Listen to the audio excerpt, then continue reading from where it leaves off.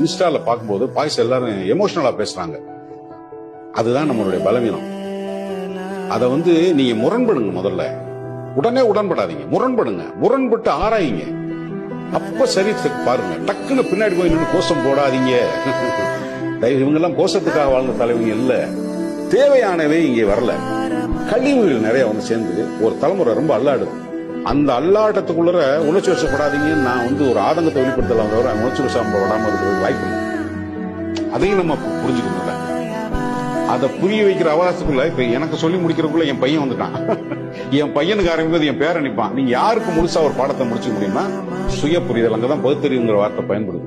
அது எவ்வளவு தூரம் எல்லா தனி மனிதனுடைய ரசனையும் அறிவும் சமூக பார்வையும் ஒன்னா வரும்ன்றது மனிதர்கள்ட்ட என்ன பொறுத்த மட்டும் அதை நான் நம்புறேன்.